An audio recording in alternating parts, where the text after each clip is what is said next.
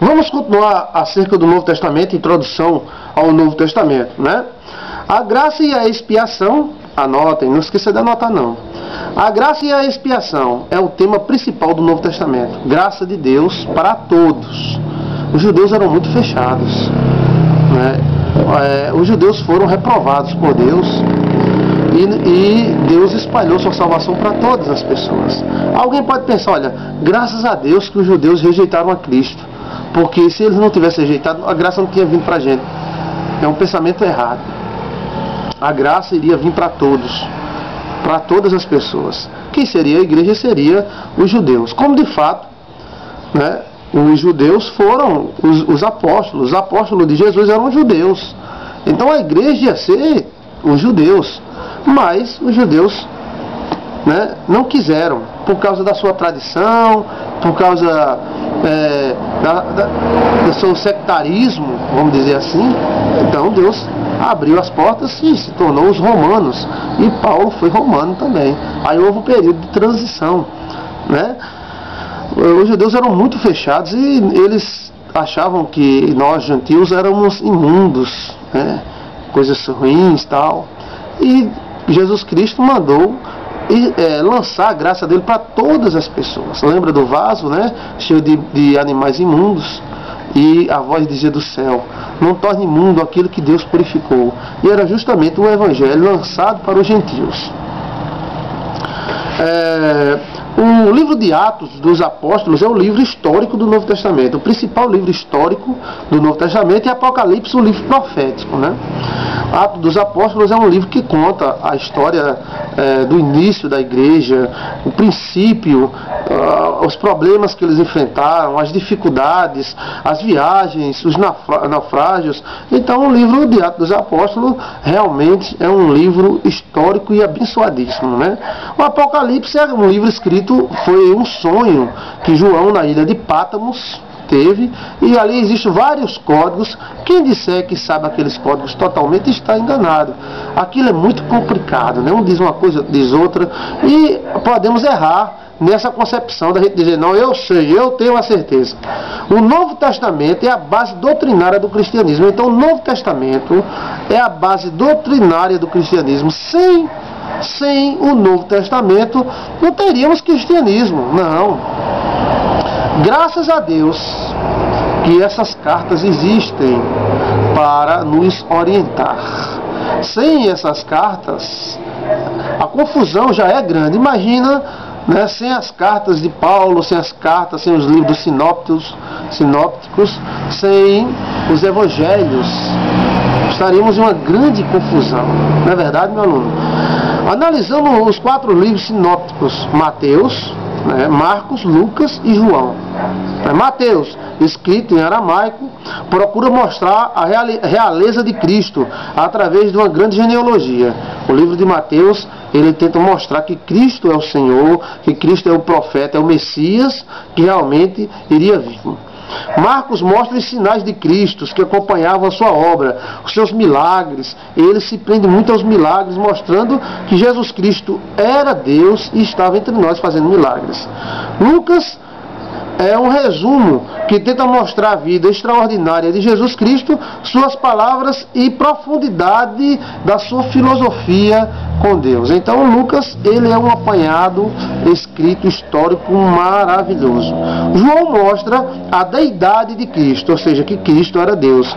Mostra o Senhor Jesus como uma visitação de Deus, uma manifestação, né, carnal do Altíssimo, que é espiritual, o Verbo encarnado. São os 3 livros do Evangelho, né? Evangelho de São Mateus, São Marcos, São Lucas e São João.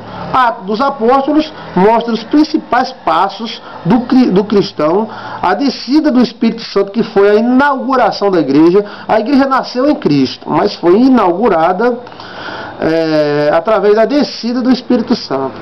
A dedicação dos apóstolos na pregação do Evangelho é um livro histórico muito profundo. Tem passagens que são apenas registros de atos e não padrão a ser seguido. Ou seja, tem passagens no livro de Atos que são apenas registros históricos.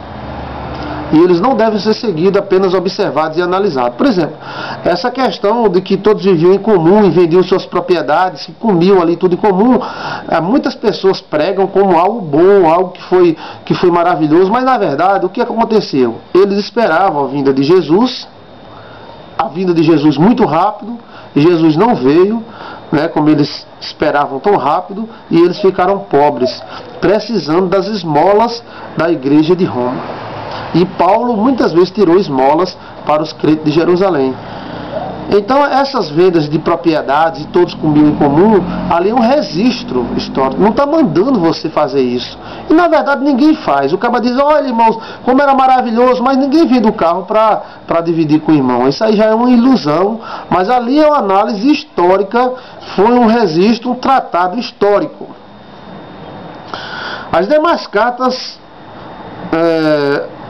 do Novo Testamento falam sobre doutrinas, regras, e através dos problemas dos antigos, Paulo tentando ajudá-los, automaticamente nos ajuda. As demais cartas vamos estudar no curso médio de teologia no Seminário Teológico Luz Online. Rolos, como estas cartas do Novo Testamento, foram guardados até por preço de vida. Anote aí. Esses rolos das cartas do Novo Testamento foram guardados por preço de vida. Alguns guardaram com a sua própria vida. Muita gente morreu para você ter esse Novo Testamento em suas mãos. Sem o Novo Testamento, estaríamos perdidos sem base teológica para nós cristãos. E os judeus, eles perseguiram muito o cristianismo. As pessoas hoje falam muito do cristianismo judaico, né, messiânico, mas queira ou não, é fato e história que os principais perseguidores da igreja foram judeus, né? E aí bota o peso do outro lado da balança, que os principais apóstolos de Jesus Cristo foram judeus, com exceção de Paulo, que era judeu e era romano. Então, não dá margem para essa exaltação toda, né, do judaísmo, porque o Novo Testamento, o cristianismo, é totalmente diferente do judaísmo, sem aquelas regras, sem muitas leis cerimoniais, sem muitas regras que são culturais. O período do Novo Testamento cobre um período mais ou menos de 100 anos. Já o Velho Testamento, ele cobre o período mais ou menos de 400 anos. Decore isso aí e coloque no seu caderninho. O período do Novo Testamento, como diz aqui na apostila do Seminário Teológico Luz Online, cobre um período de mais ou menos 100 anos. Já o Velho Testamento, 4.000 anos. Cada um deles tem cultura e crenças da época. Então o Velho Testamento tem cultura e crenças da época. O Novo Testamento também revela algumas culturas e crenças da época. O Novo Testamento é fantástico.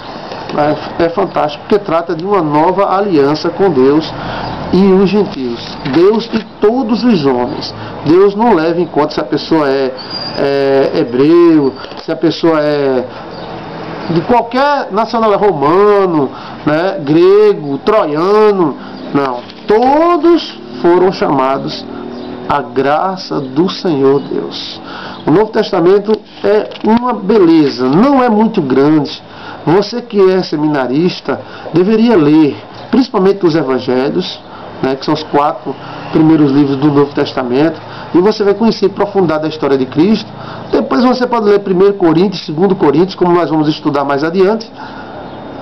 E esses livros, principalmente do 1 Coríntios, 2 Coríntios e de Efésios, são livros identificados por Paulo, né?